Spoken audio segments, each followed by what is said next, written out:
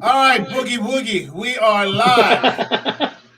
That's exactly right. That's the way I'm calling it. It is 8 p.m. and we are back with the Scary Summer Series. Now, the Scary Summer Series was sort of my idea, but the idea originally came from Ryan, who's here in the show, who just came up to me one day, and Ryan had done a number of shows with me, and John's done some shows with me, and I can't remember if we had formed like the panel at that point.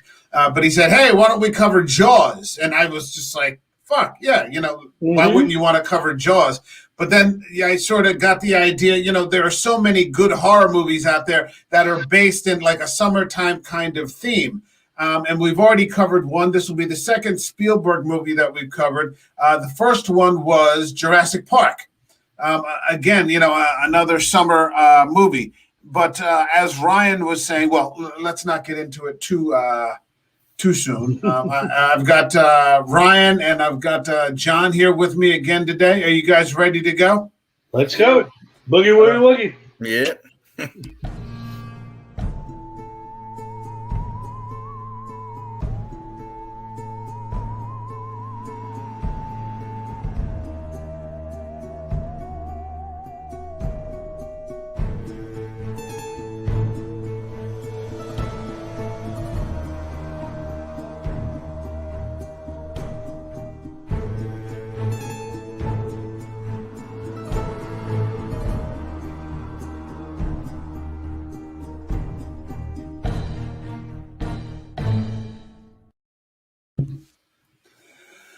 So this is the only movie that I've covered that is actually still, well, not still, but I'll just say currently playing.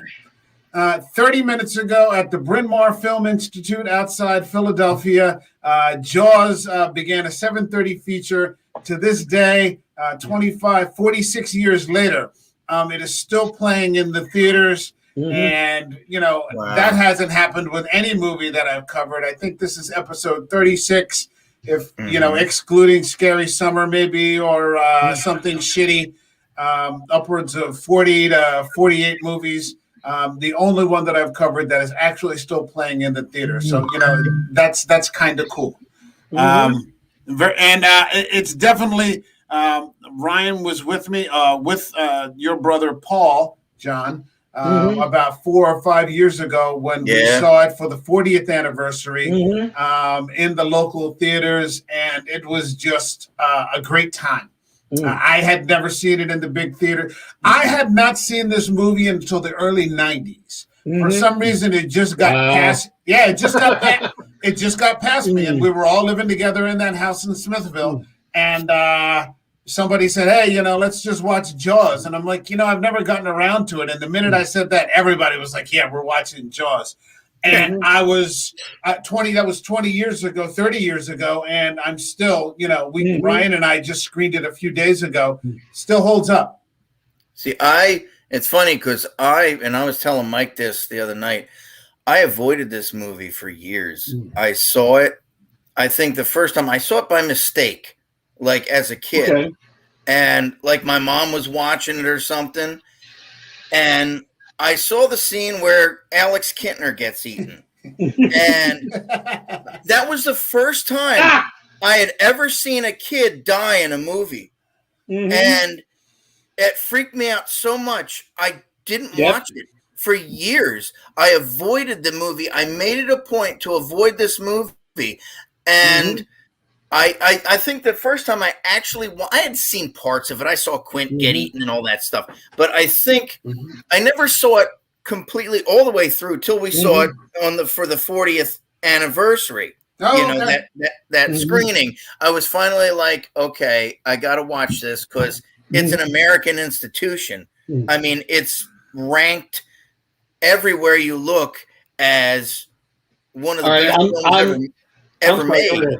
Yeah, it single-handedly created the summer blockbuster. That was the first movie that got the term blockbuster. Yeah. The first movie that got the term blockbuster was Jaws. Yeah. Now, was that the first movie to spawn like sequels? No, there were other No, sequels no. that came out, like French Connection, Oh, Godfather. that's right. Yeah. Yeah. Yeah. Yeah. See, when I saw it, and I'm really going to date myself because I know I'm so much older than both of you. I saw it the second weekend it was out in a theater Nice. in Beach and Cape May when my parents came down Wow. and we were on vacation. And it was one of those old movie theaters that was like 350 seats. Mm-hmm. And they dropped Paul and I. I'm 10, Paul's 7, I think. And they let us go in, and we're at this, and we're like sitting up first row. And I think when the girl got eaten, Paul's like, "You want to move back a few rows?" You know. But I just remember we were at the time we're swimmers. We used to practice swimming for like Olympics and AAU swimming. Mm-hmm. I was a backstroker, man. It took me about a good 3 months to be able to swim backstroke comfortably because I thought the shark was going to come right up and because it really had that effect on me. Yeah, it did. And every time I watch it now, I go. I'm the 10-year-old kid. I still get the goosebumps at the same spot, and I know it's coming. But that's how good the movie was. Yeah. Well, it ramps up the classic, and we were talking about this the other day. It ramps up the classic man versus nature conflict. I mean, to the nth degree.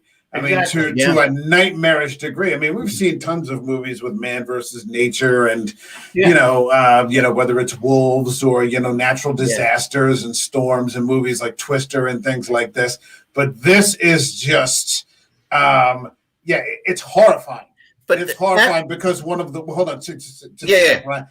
I was saying the other day is like one of the worst fears that people have, I think, listed as in terms of ways to die is being eaten. Yeah. And this is just like the worst possible way that you can think of to go. I mean, and every death that's illustrated in here is slow and painful, and you're just taken to the edge of even by today's standards, what you can sort of bear to watch people go through. Right. Exactly.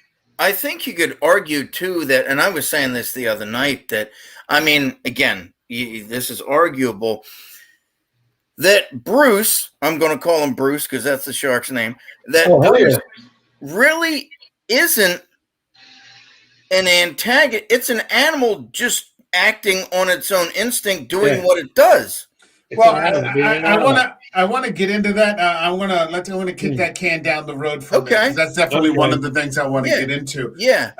But this movie breaks a lot of ground. Yeah, it does. It's the first movie. I mean, not only the summer blockbuster, because they said big movies weren't released before this during the summertime. Yeah, exactly. So this is before. I mean, it's not before me, but I mean. This was probably, I think the first blockbuster I saw was a couple of years later was Star Wars. Yeah. But I mean, I'm trying to think of when they would have possibly been released. It in the fall or in the spring or in the winter time or something like that. And that's what added to it because it was based in the summer. Yeah. And when they caught that, there was even I remember as a kid, there were shark sightings all of a sudden on the news. Because people, I swear I saw a fin. There was somebody, I think it was Long Beach Island, in the movie. There's a bit where they think they see the shark, and it's a kid with a fin swimming with it. Yeah. Somebody did something like that. And, that summer. Doesn't surprise me at all. Because it was that big of a reaction. So it was kind of like when you watched it and you stepped outside and, hey, where you going? We're going to the beach tomorrow. Yeah. Do you no, we're not. No, we're not. Yeah. Ryan, were you going to say something? Was this the movie? I mean, I know Spielberg had been around before this and had done movies, but was this kind of the one that put him on the map? That's what I was going to get into in a second. Also, I mean, this was also the first movie that was shot on the ocean. Mm-hmm. Okay, yeah. You know, this was shot in the Atlantic Ocean, which before had been unheard of. There's a documentary after you and I had screened the movie that I watched on the Blu-ray. Oh, okay. And it talked about, it's called The Shark is Still Working. Yeah. That's what it's called. It's called The Shark is Still Working. And they said that, you know, usually this would be shot in a lake or a pond or something, you know, back behind the studio. You know, Spielberg, this was his first movie in answer to your question. No, it wasn't his first movie. This was his second movie. The first one, the only credit he had to his name was The Sugarland Express. Oh, wow. That was the only movie he had done. So he was a relative unknown. So you had an unknown. You had an unknown director with an unknown author, Peter Benchley, who had written his first novel, and Benchley was in the documentary, and he said no one gives a shit about first efforts by an author, you know, 99 out of 100 times. You know, with an unknown director attempting to make this movie that, you know, by any rights, you know, he said even when he wrote it, he was, you know, thinking, you know, could this possibly be a movie? And in his mind, he couldn't fathom it.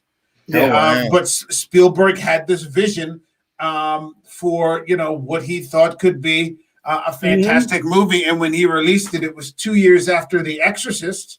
And to this day, it's considered on par, if not scarier, than The Exorcist. Yeah, it's fairly close to the novel. You know, I mean, Benchley helped write the screenplay, so a lot of the things are similar in it. I think I was telling you, Mike, the other night, like the novel opens with Chrissy Watkins and all that. It's the same thing. Like she has sex and then goes in the water and gets killed. You know, goes through all the beats. But for those of you out there who don't know, and if you haven't read the novel, it's been around for 40 some years. Yeah, so Matt Hooper dies. He gets killed in the shark cage scene. He gets killed in the shark cage. In the book. And he's a jerk in the book. And he has an affair with Mrs. Brody. And he's like a total jerk in the book. Like, and that's what Spielberg was saying when he was adapting this. He's like, there's no characters. There are no likable characters. He's like, I think Peter Benchley was secretly rooting for the shark because it was in the novel, there's no good characters. And and in the novel, Quint goes down like Ahab. He gets tangled up in the harpoon or whatever and gets pulled under. And the ending is pretty bleak. I mean, Brody's just floating on a couch, and I mean the shark comes to eat him, but it then just like turns over because it dies from its wounds and sinks. And Brody's stranded out there. That's disappointing. I mean, even today, if I see that ending and I see that ship start to sink, it's just so bleak. Oh yeah, like it takes that one dip it takes, and it just goes like right down to the surface, and you're like, oh my god, you know, this is the worst. And that thing is just going full bore at it, and you're like, oh shit, you know. And you add to the fact that they set up in the movie that Brody can't swim. He hates water. He does. So as he's getting closer, and I'm like. It was just like, you know, the Spielberg made the perfect build the tension movie. Oh yeah, he did. Yeah. Well, what I mean, you know, just to kick back for a second, you know, when we were talking about its comparison to The Exorcist, I saw one guy, he put up a quick YouTube video about why he thought it was. And he said, you know, nobody wakes up in the morning, you know, thinking you're going to be possessed by the devil. And he goes, by extension, nobody really wakes up thinking you're going to be eaten alive by a shark. You know, that's not factored into your day. But this movie actually changed people's behaviors. You know, like that summer, you know, and for probably a good year, you know, so many people could probably relate to the idea that anything that had to do with, you know, going into the ocean or even a lake or even the pool was like a big fuck you, you know, like, it's not happening. Like, 10-year-old kids were not doing backstroke that summer. You know, because it was, you knew, and you could be in 3 feet of water, and like, sharks can live in 3 feet of water. You know, everybody knew shark facts.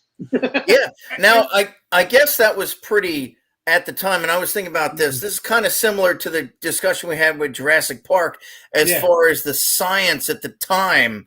I guess the shark, the stuff they knew about great whites at that time was pretty current. you know, when they did the bit in the movie, because I remember somebody talking about it, and then I saw Richard Dreyfuss in the documentary talking about it. When they were pulling the stuff out, there's a clip somewhere where they pull out the license plate. Yeah. And Dreyfuss just looks at it, and he wanted to look. He goes, I wanted to look at Steven and say, "Are you fucking kidding me?" And he went, and he just threw it away. And afterwards, he asked it, and the expert that they had went, "Yeah." You know, he said it's a garbage can. It's a garbage. Yeah, they're garbage feeders. Yeah. And he goes, "You don't get it. That it's what they will eat." And he's like, but to him, he didn't. He goes, "I'm the shark expert in the movie, and I didn't know that's what they would do." You know, it was like, but he goes, but that added to him. That's what he said. Well, what Spielberg was doing was, you know, there was a lot of, I guess it's Warner Brothers. There was a lot of looking over his shoulder. Yeah, you know, they wanted to see every storyboard that and so he kind of only showed the storyboards that he wanted them to see. Okay. Right. And so what happens was he had all these other storyboards, and then behind their back, he would just go shoot all the scenes. You know, but then when he put the movie together, you know, they loved it. You know, and you know, the marketing and the strategy for release. They released it in fewer theaters instead of more, so people would have to travel long distances to go see it. You know, I think they wanted like 500 or 600 theaters, and the one guy in charge of distribution, he was like, "No, let's make it 350." Right. I want people to have to come a long way to be able to see this. Right. Yeah. You know, and spread the word of mouth, by putting in that effort, and then coming back, giving a rave review to all their friends. And then, okay, well, shit, you went that far and it was worth it. Okay, I guess I'll do it too. Well, and Spielberg was even working on the movie after it had some of its premieres. And when they showed it to the public, because he reshot a scene, or actually shot a new scene and added it to the film 5 days before it opened, and had to get permission from it. And I didn't know if you were going chronologically in the movie, but it's the no, we never do that. It's when they're sitting in the boat, they realize that Quint was on the Arizona. The Indianapolis. The Indianapolis. Yeah. Because Spielberg had just read that in the paper. They wrote it, and he goes, the only way I could get them all back together was I said you could drink on the set. So the whole drunkenness was pretty close to being real. Yeah. But it was Robert Shaw, when he read like the monologue about the Daly. He said, if you don't put this in the movie, I'm going to stop it. My name's above everybody else's. I'll stop. I tell you, that's a great scene, though. There's a lot of ad lib throughout the movie. Part of that speech was ad lib. They had Lorraine Gary, and she talked about it. Yeah. At the dinner table with Brody and his son, that was completely ad lib. They were just sitting at the table, and the kids started mimicking everything. That's neat. And they were like, "Hold on a second, let's go back and like get the camera and like film this." When Shaw starts to talk about not the whole monologue about the Indianapolis, but when he starts to talk about the doll's eyes, like he just generated that out of nothing. Yeah, and he changed his whole character. Yeah. In that movie, without that scene, you would think he's just a psychotic fish captain. Yeah. Which he kind of is, but it gives him so much depth. Yeah. You understand why he goes after him. Yeah. Hold on a second. We got Mr. Dan here. He's in the house. He goes, they found a suit of armor in a shark's stomach once. I don't doubt it. Yeah. I don't doubt it. It wouldn't surprise me at all. It's those things are, Shark Week is coming up, so I'm looking forward to that. Sharks are, I was actually in the Maldives once. I don't know if I ever told you guys this story, and I went snorkeling and got confronted by a shark out there, and it was an interesting experience. I managed to get a couple of photographs. Oh, I remember that story. Yeah. And when you see how fast those things turn, they do a 90-degree turn like that. And you're like, oh, there was just no point in trying to run and to get back to shore. You see how broad they are. It's off-putting. I love it when you see those documentaries like Jacques Cousteau or some other ones, and they go, "Hey, will this tank protect me?" When they go in the shark tank, will this protect me from? Yeah, it should. It might. Maybe. It might. It might. Well, I mean, we've got something that we usually don't have in the movies. We have mechanical effects. Right. Yeah. We don't. I've done. I was just telling Ryan before you came into the stream, John, that I'm probably upwards of 45 episodes now between Something Shitty and Scary Summer and the regular episodes. I've never done a movie with mechanical effects. We've talked all the time about practical effects. We've talked, ad infinitum about CGI and things like that. But this, I mean, again, breaking ground with just mechanical effects. And of course, we all know by now what a difficult time they were having with the shark. Yeah, you said breaking down or breaking ground, and I'm going, it's more breaking down with the shark. It's funny because I was just reading an interview. It was in an Australian newspaper, and they were interviewing the guy who played Alex Kintner, and he's a local Martha's Vineyard guy, and he was talking about his experience. He was 12 years old when he filmed that. It was like him and his friends went down there. They were like, "Hey, you want to be in the movie?" Sure. They paid him $140 because he had lines in the movie. He said, "I was in the movie for a minute," but he said the water was freezing cold, and he said the raft wouldn't blow up. It kept like acting, with all the blood, and the shark wouldn't work. Yeah. So the guys, he had to have like divers actually pull him down. Like he's flailing around and the thing's like malfunctioning, and he had to have like divers, like two guys in the wood, pull him down for the one shot, and that was it. So he was like, it wasn't scary for me because it kept breaking down, I mean, I know you weren't a big fan of that scene, but some of the deleted scenes, and I think here's a shot of what Spielberg originally had planned. Yeah, look at that. Look at the size of that thing. I know. So I mean, I think what Spielberg planned was much darker than what ended up coming to pass. Where I mean, you get some sense of the size of him. You just see him roll. It's like he almost does like an alligator roll of little Alex Kintner. But I mean, I think Spielberg was going to show him getting the full chomp, and that would have been it. But again, I mean, if it had just been that would have been horrifying.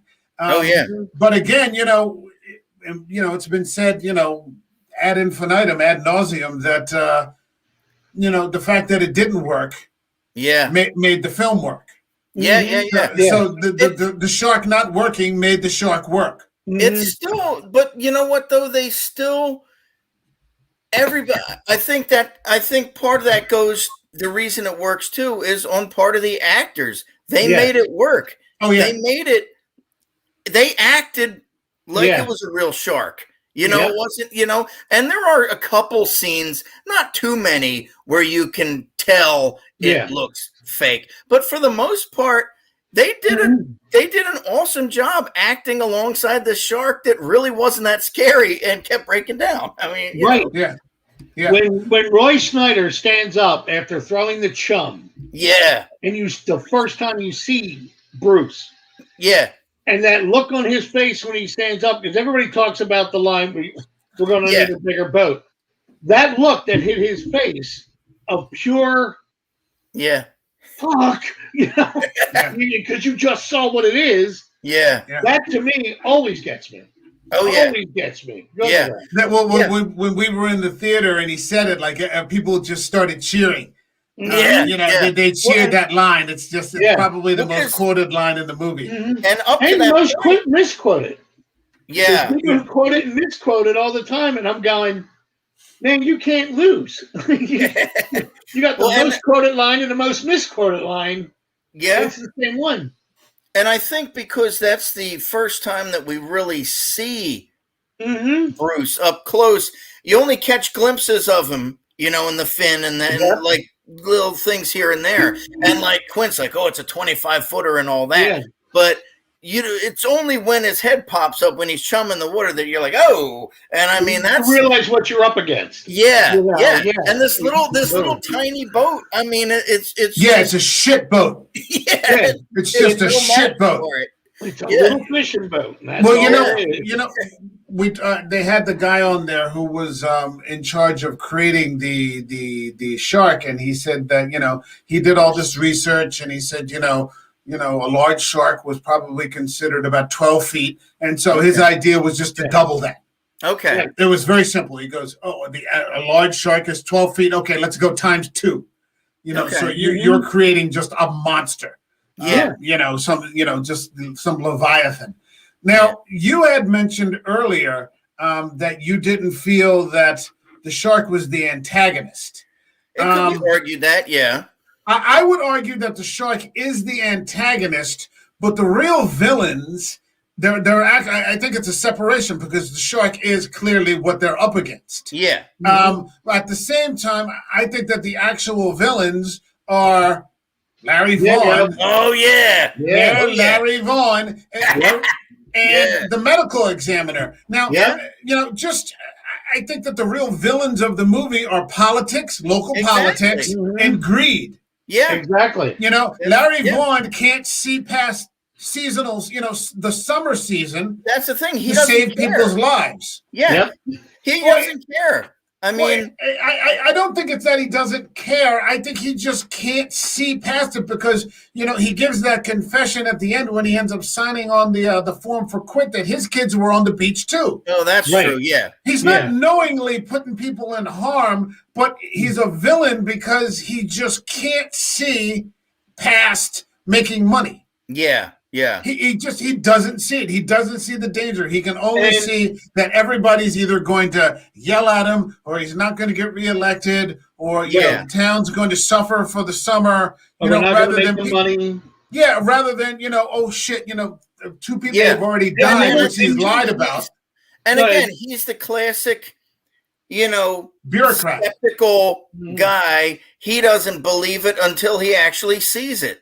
Right. I mean, when it gets into the estuary and bites poor rowboat guy and all that and eats poor rowboat guy and all that, that's really when it's like when he finally it's undeniable. Like, he can't. Yeah. It's not that. I mean, I agree. It's like he can't see it, but he can't understand it. No, like he can't understand why Chief Brody is saying, "What do you mean you're shutting down the beach? We need this." He does it. It's I used to work with a bunch of the politicians down here in Cape May. And some of them that I still know, there were people who couldn't understand last summer when COVID-19 was happening. Jeez. What do you mean we're shutting down the beaches? No, the beaches can still be. No, we're shutting down the beach. Yeah. And they could not see. That to him was incomprehensible. It wasn't until he saw it physically that he went, oh God, okay, yeah. Now we I mean, we're all from the Jersey Shore. Yeah. So, we have some, understanding, and John, you're down there in Cape May, of what it is, what how important that season is. That's to right. To the local economies. I mean, I know people who, their work their money that they make over the summer, kind of carries them through the year. Yeah. But it's not worth watching, this happened to somebody. Okay, maybe we can just collect unemployment this season, that kind of thing. Well, that's why he's so quick to, when they catch the one shark, the thresher or whatever, that's why he's so quick to like, all right, we got it. All right, let's just move on forward because he's a bureaucrat and we can open. Exactly. Now, I don't know if he is. I don't think I ever saw it. Actually, I never saw part 2, but I think he's the mayor in that too. He's in the second one. Yeah, he's the mayor. So somehow he's managed to survive as the mayor. And that's what Roy Scheider tells him. You're the mayor of Shark City. He would run. Yeah, he's running unopposed this year. You're the mayor of Shark City. These people think you want to, give them, turn them into a free lunch. Absolutely. But I would argue, and that's just my argument, that the shark is the antagonist. Oh yeah, no, I know what you mean by that. The real villains are local politics. No, I'm just saying because it's a shark. I mean, it's doing what it's doing because it's just its instinct. Right. But again, you could argue that it's specifically targeting these people. I mean, you could tell it's pissed off because it's attacking Quint's boat. So yes, any animal that you antagonize is going to attack you. Yeah, especially if Quint keeps shooting it when hitting it with spears and you know that kind of thing. That brings us to Quint. There you know, now that looks like a really balanced human being. Actually, it looks like me this morning before I got showered, dude. Yeah, you're on your way to shave. You know, exactly. No problem. But Ryan, you were saying earlier, does this guy have a bit of an Ahab complex? Yeah. And when you understand who he really is by hearing the Indianapolis story, it's not that far of a leap. And I think that Indianapolis part I was saying earlier, that's a great scene. And it's just the way he tells it. Yeah. There's just such that's a scary story when he's talking about that. I actually looked it up after that scene. I was reading about it and, about what actually happened to those guys. And they died of not just shark attacks, but they died of dehydration, saltwater poisoning, exposure. I mean, they were attacked by sharks too, but I mean, oh my gosh. And when you think of what this guy's been through, I definitely think the Ahab parallels are there, especially in the novel. If he gets pulled down by the shark with his leg getting caught in the rope, that's exactly what happens to Ahab in the novel of Moby Dick. He gets pulled under. Yeah. Well, look what happens. Where he. No, go ahead. I lost my train of thought for a second. Oh no, I was just going to say if they were shooting this movie today, and you were seeing Quint, there would be tons of people out talking about post-traumatic stress disorder. This is why it was affecting him. When it was shot back then, the concept of the Ahab, it was perfect. Well, I mean, when he walked in and shot the radio. Yeah. And said, we're not leaving. Yeah. And they realized they were overwhelmed, and he said, we're not leaving.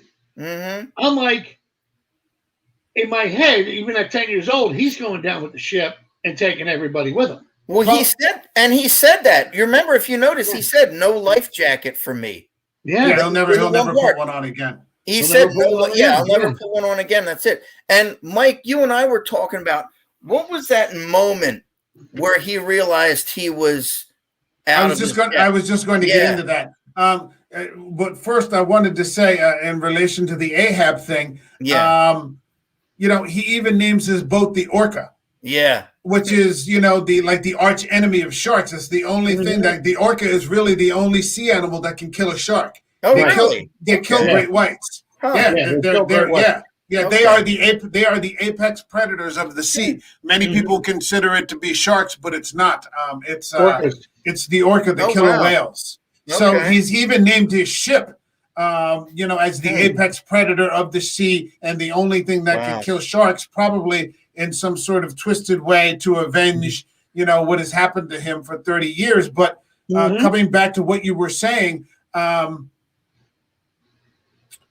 He realizes that he's outmatched when that's really a turning point for me. When he sees that thing go down with 3 barrels.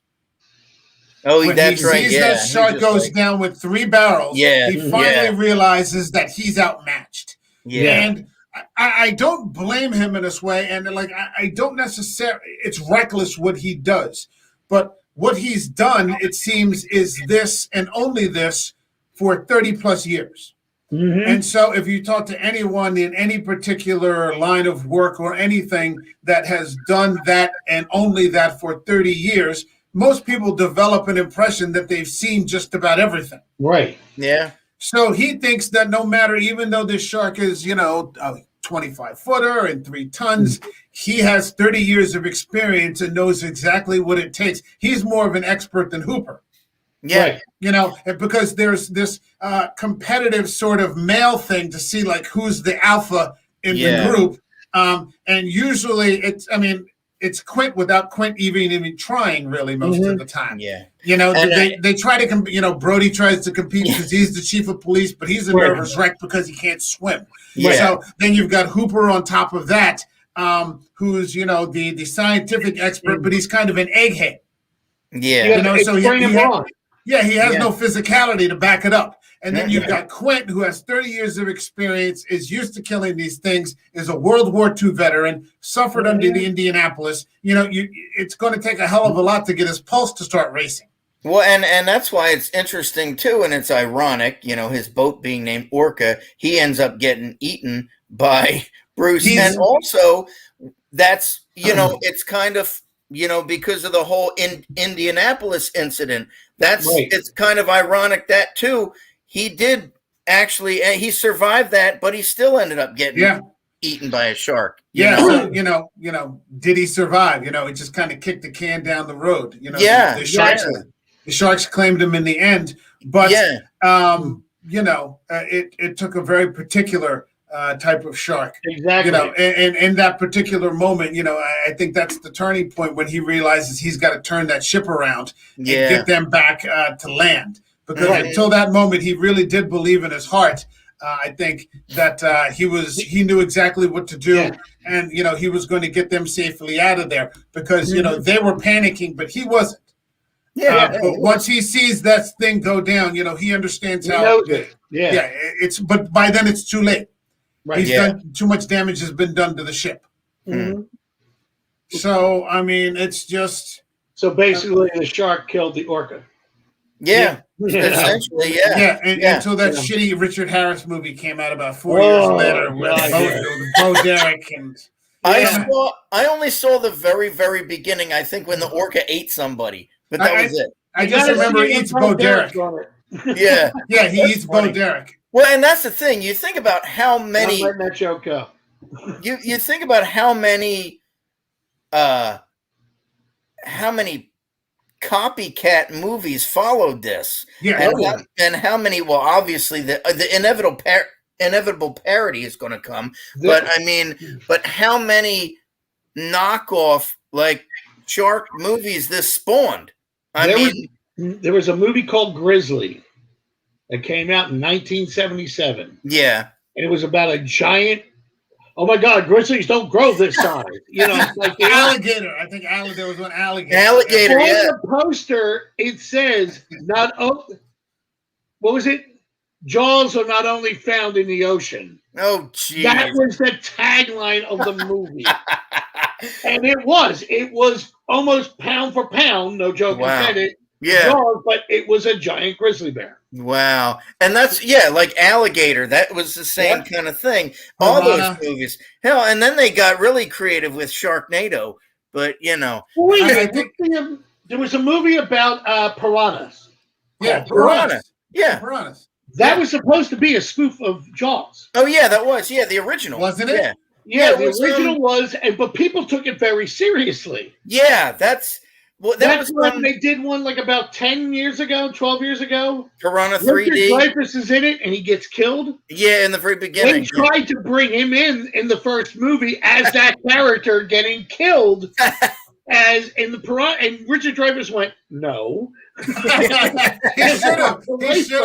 I would have been a fan of the movie then. Okay. Yeah, but it was that. But that was the whole point. Was because they were showing that Piranha was saying, guys, we're getting a little ridiculous. Yeah, there's never, you do get a fair number of, because I mean, again, you've always got the man versus nature theme, which goes back as far as storytelling.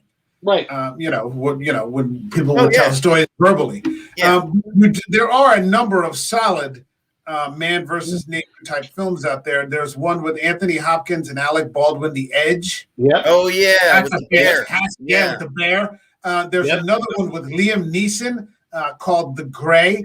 I haven't seen that. I've got that. One time, pop over. We'll watch it. Great movie, man. Yeah, it is. It's about a plane crash that takes down. That happens like up in Alaska somewhere, and these guys crash the plane like right in a wolf pack's like hunting ground. Oh, geez. And they land like right in their ground. And it's got a number of good actors, but I can't think of the name. The only person I can think of off the top of my head is Frank Grillo. Yeah, Frank Grillo is in it, who plays kind of a jerk. Isn't Edgerton in that? Joel Edgerton? Is he in that?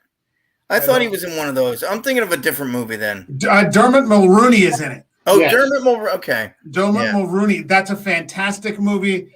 There's a couple of decent shark movies that I've seen recently. You and I were talking about that one, Open Water. Yeah. Oh man, that's just yeah. It's just so fucking bleak, man. It's just hopeless.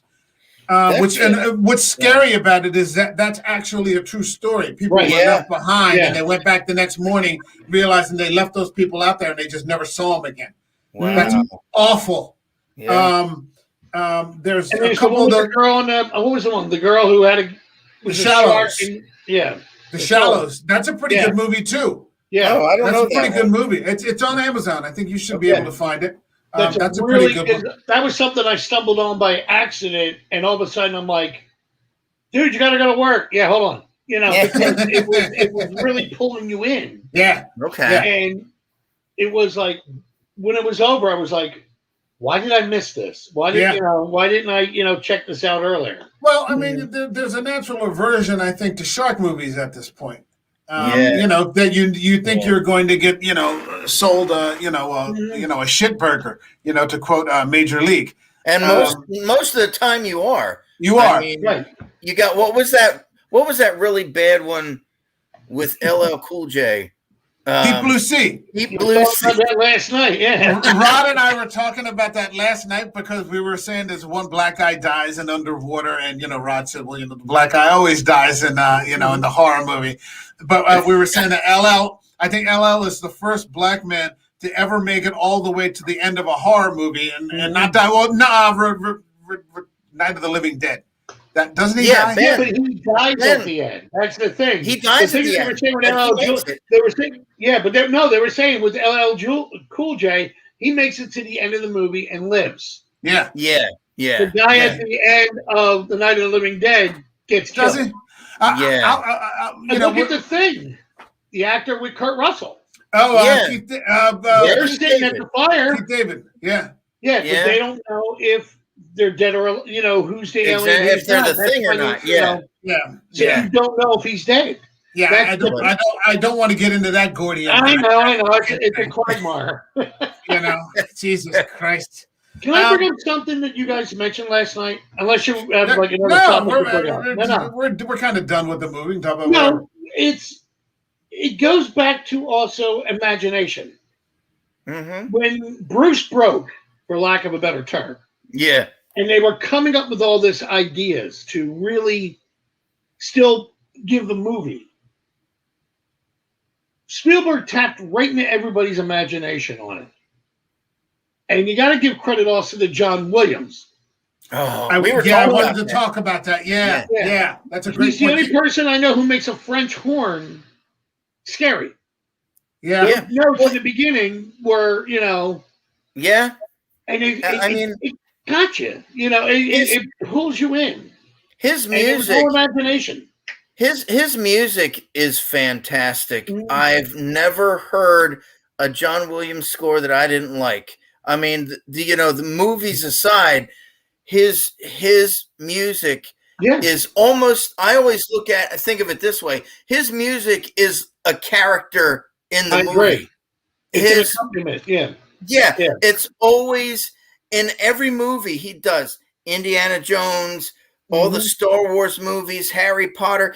Each of those movies, it's like it's another character, and it's such. And Mike and I were saying that the music in Jaws, I thought this was 2 years before Star Wars, but it's very similar to, I think it's more similar to Raiders of the Lost Ark. Yeah. That kind of adventurous kind of music.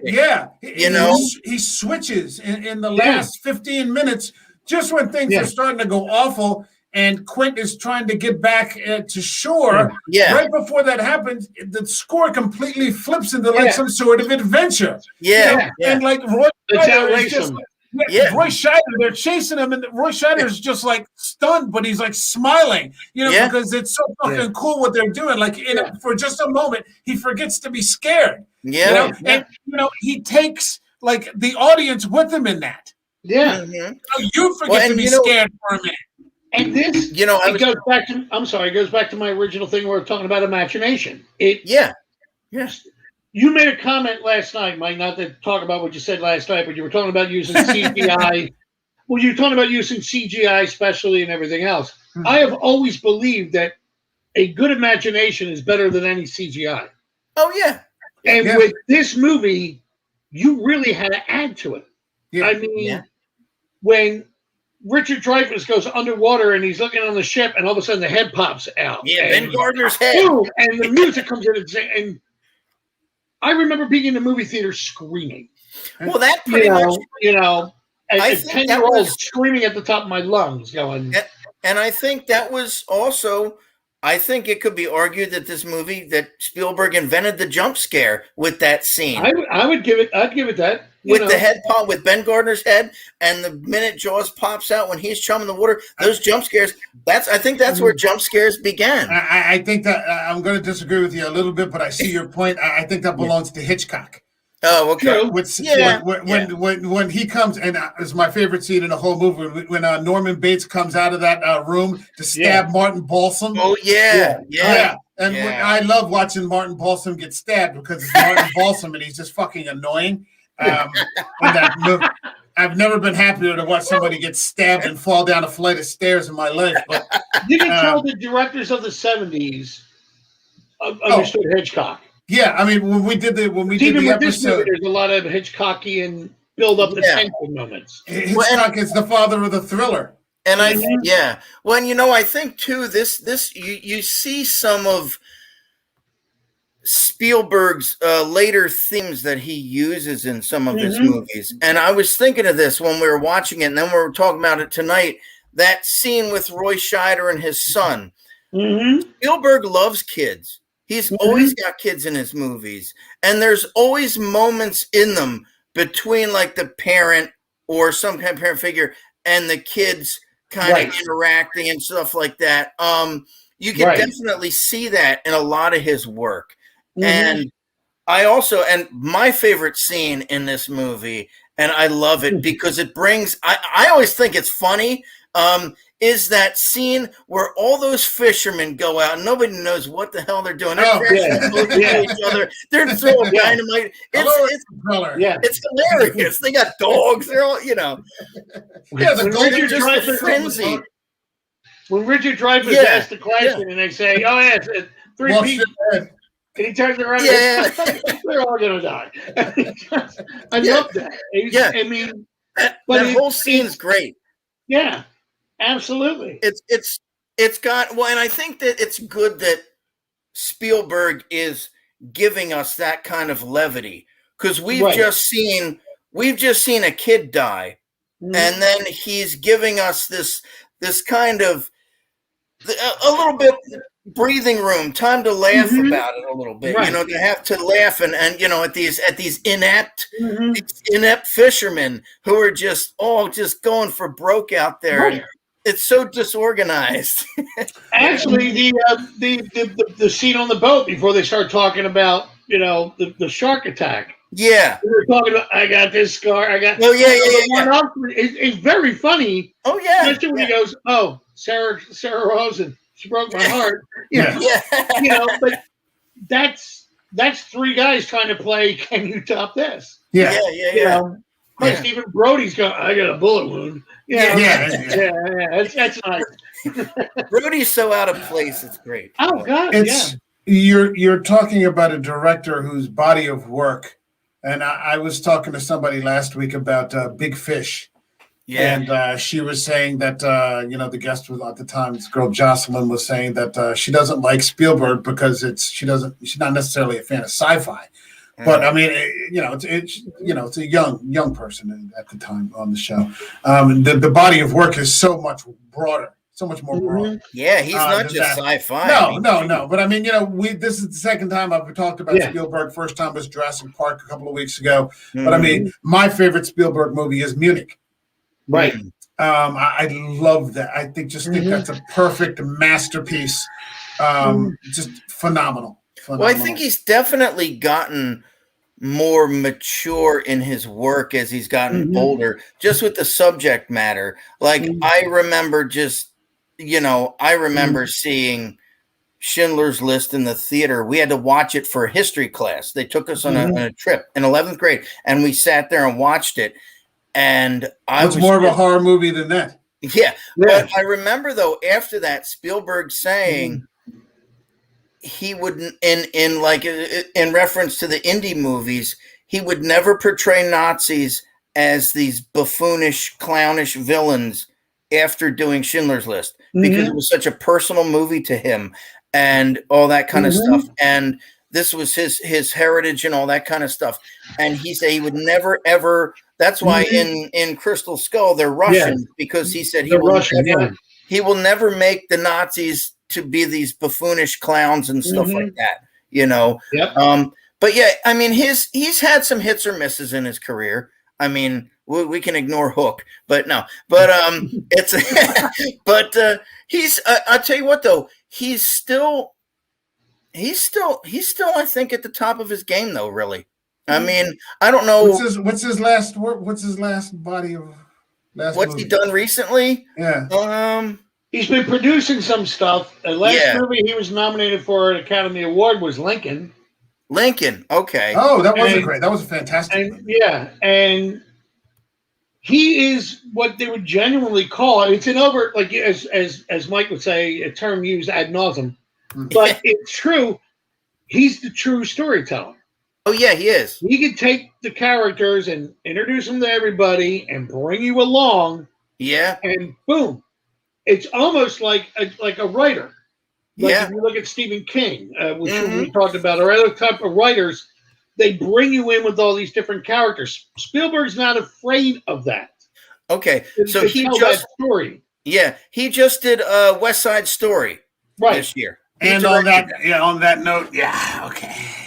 Well, I'm just saying, as far as what he's done recently, and he did Ready Player One. I didn't see that. It was fun. It was fun. It was great, but it was fun. I loved I love the Iron Giant scene in it. There were nice references. Okay. All right. Well, I mean, I think we're pushing at an hour. I think this is probably a good place. John, did you have something you wanted to add? Yes, I do. Only because you guys mentioned about Philadelphia. If anybody's in South Jersey, the Harbor Square movie theater in Stone Harbor, part of that group. Oh, are they screening? Tomorrow, Saturday, and Sunday, July 2nd, 3rd, and 4th. Jaws is being shown. Very nice. 10:30 in the morning, 10:30 at night, except for July 4th, it's at 8:30. Okay.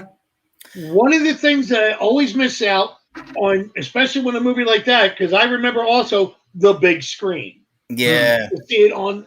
Now, these seats are about 150, 250 seat theaters. If you get a chance to see it, I would. It's different seeing it on a big screen. It's definitely perfect for a morning screening and then hit the beach.